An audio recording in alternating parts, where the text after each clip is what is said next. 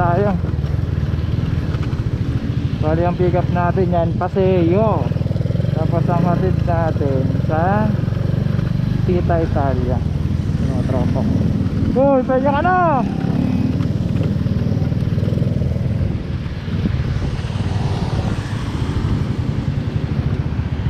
Ayaw magpahinga.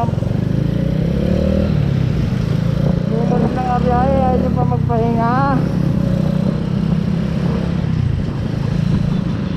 Bigyan naman, napakatamad naman maglagay ng address. Kaya mo, nakalagay lang dito 5-7. Hindi ka natin matama yung location. Kung nakalagay na Tita Italia, ay nako, nakakatahol ka na lang talaga eh. Ay, ay!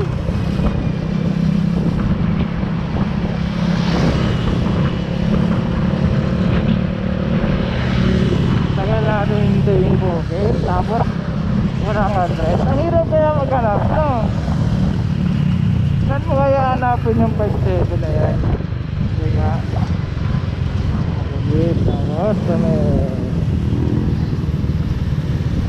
sa mga customer naman po natin dyan, napakadali naman po maglagay ng address kay Panda. Lagyan nyo naman po, hindi kami manghula.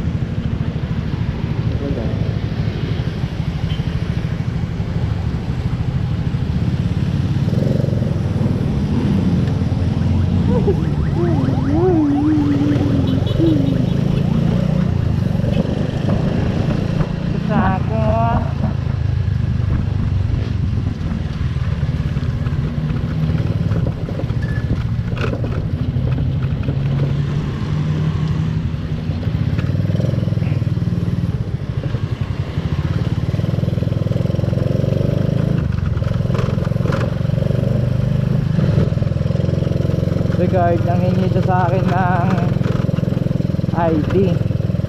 So binigay ko yung pure gold ID ko, pure gold card tawagin. Pero ano na naman yun, may picture tsaka pangalan ko, kompleto details nun.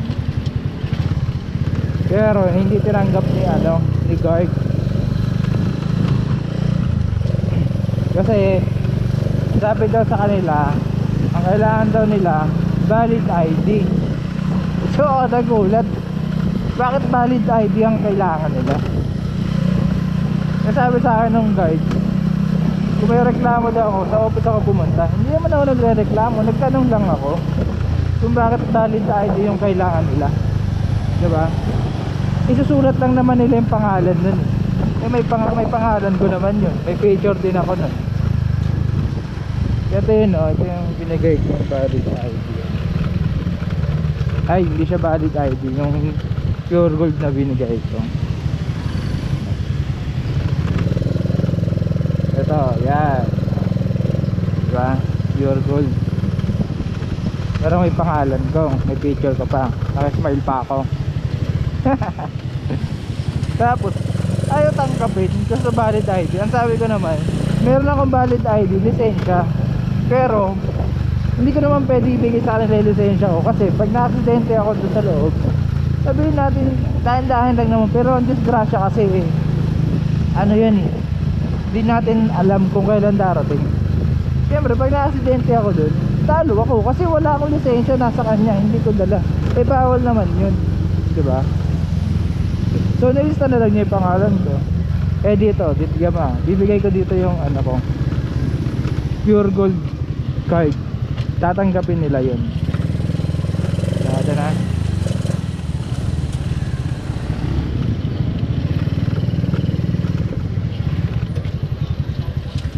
Block 5, lot 7. Sige sir, tirahin mo na yan. Try nga to. Baka matira pa ng iba, no? O, diba? May mga gwardiya na mababait. At doon, no?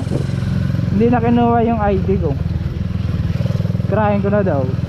Hindi, trying ko na. Baka matira pa ng iba. Diba? Nakakainis kasi. Ang nakakainis kasi akala nila may laging may gagawang masama. Oo, may gumagawang mga gagawin. Pero huwag nilang lalahatin. Ha?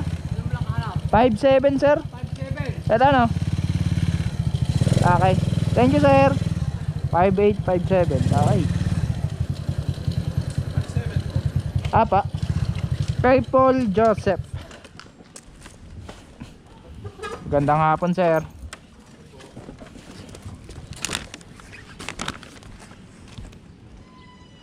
Okay, bye. Ito sir. Thank you sir.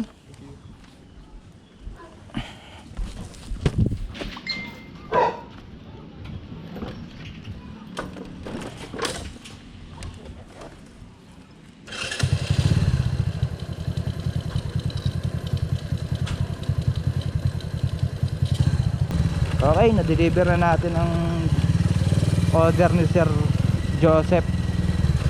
Shoutout sa'yo Sir Joseph. Thank you sa pag-order. Dito indahin na kita kom na tutulat hindi bakit natulit ako nang nakita ko na may kasama pa sayang bata. Buti kaya ng e-bike no? Mahina yung battery. Ah, Sakit na daig. Balik na. okay.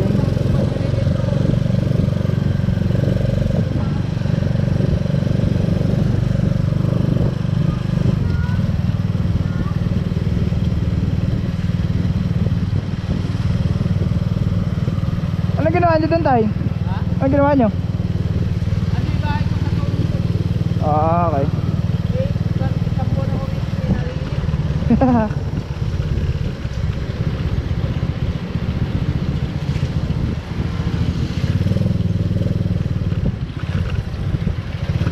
Yan, tulungan natin si tatay. Problema, may booking na ako to, seat bar. Hindi ko alam kung paano gagawin natin dito. Kung hanggang saan natin siya ihahatid. Kasi kawawa naman si baby yun. May kasama siyang bata. Tay, liko ka na dyan sa gasolinahan.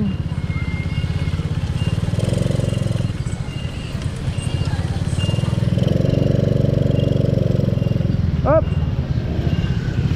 Tara.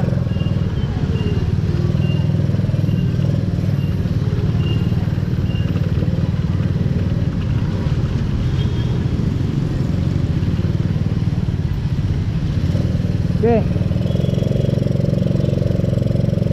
So baby, pagod ka na? Ah. Tatlong araw pa rin battery. Oh. Hindi pa kayo luma na ako.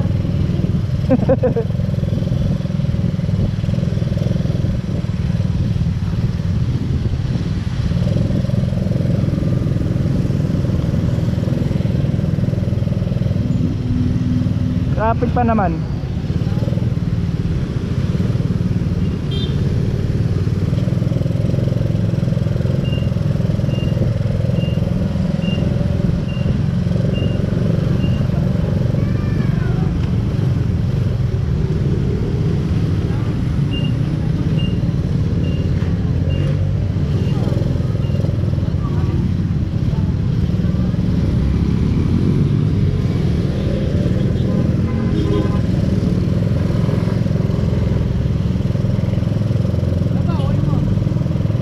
Wala pa, may deliver ako tayo. Bali yan, deliver ko, ay may pick up ako dyan sa ano, Paseo, sa Boulevard. Tignan natin kung hanggang saan tayo abot. Sana makahanap tayo ng tropa na ano, makakasabay kayo.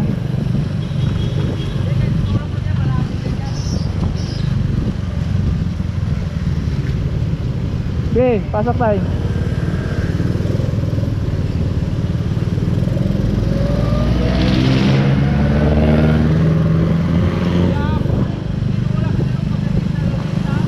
Ah.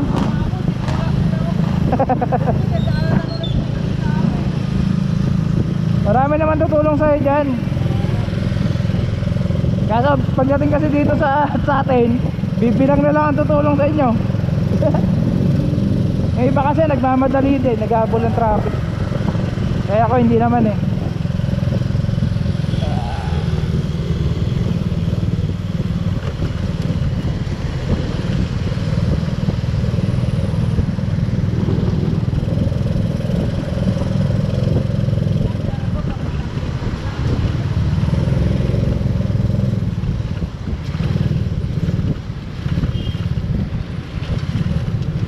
Sa pinsan ko ba, naik pa galing sa amin. Kaya? Angas no, kaong. Kaso ilang oras yun?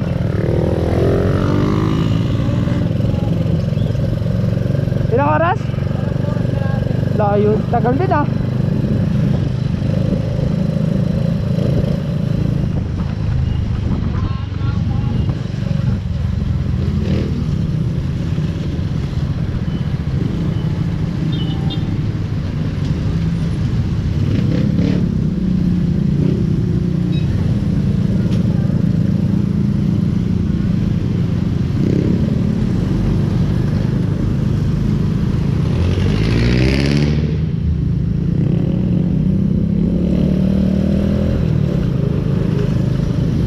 Lapit ka mabuti, baby.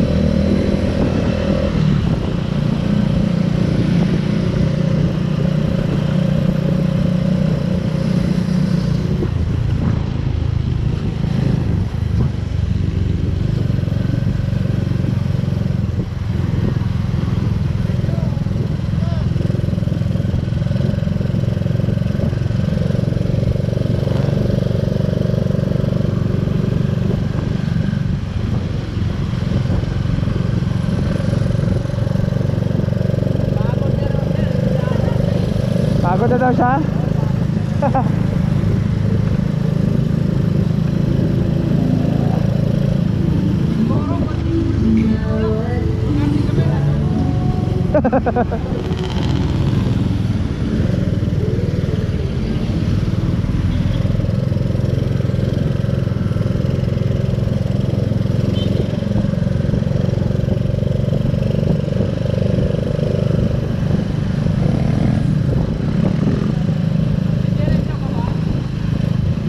Tay, kayo, saan ba daan nyo?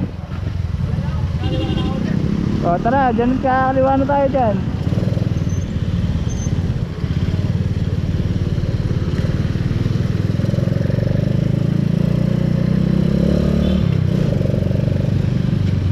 Ay! Malikot si tatay.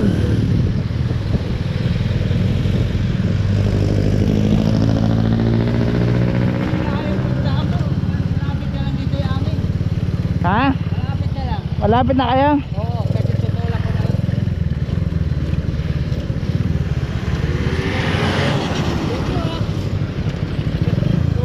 Iyan na, tay. May pambili kayo tubig dyan? Ha? Bigyan ko kayo ng pantubig nyo. Kamerenda ni baby. Pagod si baby, no? Pagod na raw, sir. Sa City Hall pa kami nagtulak eh. Tayo. Tayo. Wala, kakalabas ko pa eh. O, sige, sige ah. Okay, bye. Ingat tayo. Sige.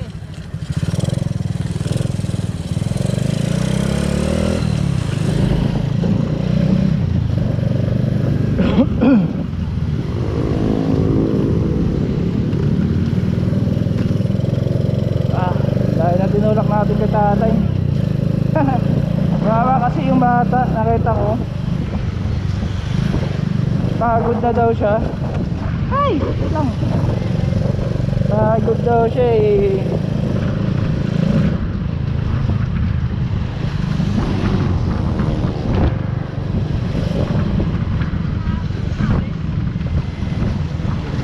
Tapos ang pick up ko paseo. So babalik tayo ng Boulevard. Kailangan ng tulak natin ni tatay, pero okay lang. At least nakatulong tayo. Hindi naman tayo nagmamadali eh.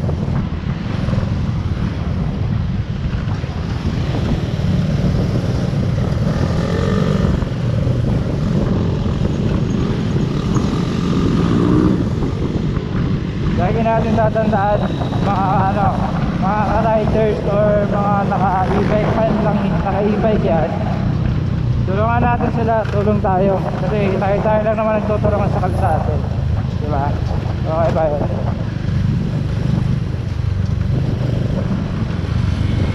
Tulungan lang. Kasi wala namang ibang tutulong sa inyo. Hindi tayo lang din mga rider. Okay? Like and share this vlog and subscribe na rin kayo.